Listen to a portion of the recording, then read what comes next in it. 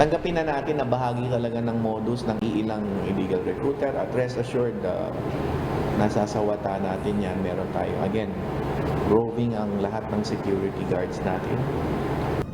Nahulog sa entrapment operation ng Department of Migrant Workers Protection Bureau, Criminal Investigation and Detection Group at Mandaluyong City PNP ang isang babae na nag-aalok umano ng trabaho sa ibang bansa.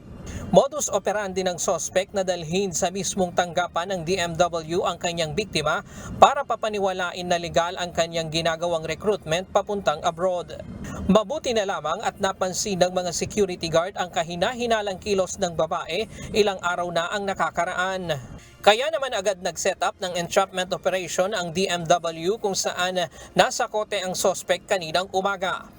Pinangangakuan umano ng 33 taong gulang na sospek ang biktima nito na tutulungang makahanap ng trabaho sa Japan.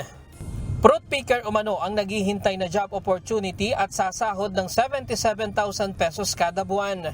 Ngunit kailangan umano munang magbigay ng 13,500 pesos ang aplikante bilang bayad sa pag-aasikaso ng iba't ibang dokumento papuntang Japan.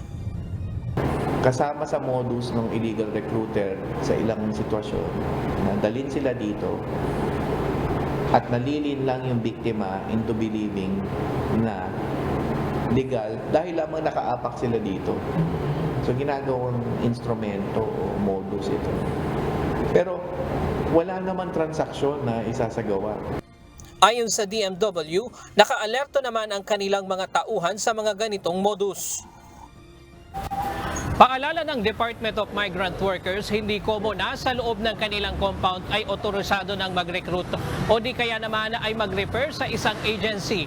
Ang pangunahing paring batayan ay kung lisensyado at accredited ito ng ahensya. Kasi ang elemento ng illegal recruitment, hindi kailangan may nakabig na pera. Although kasama yan sa entrapment na rin.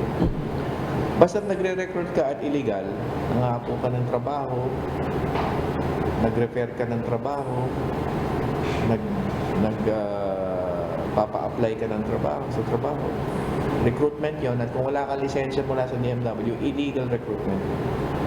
Nitong Miyerkules lamang, isa pang illegal recruiter ang nahuli din sa entrapment ng DMW sa May Quiapo, Manila, kung saan waiter naman sa Poland ang kanyang ipinangangako.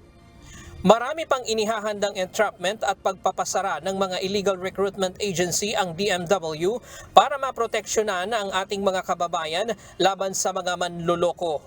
Ryan Lacanlale, UNTV News and Rescue.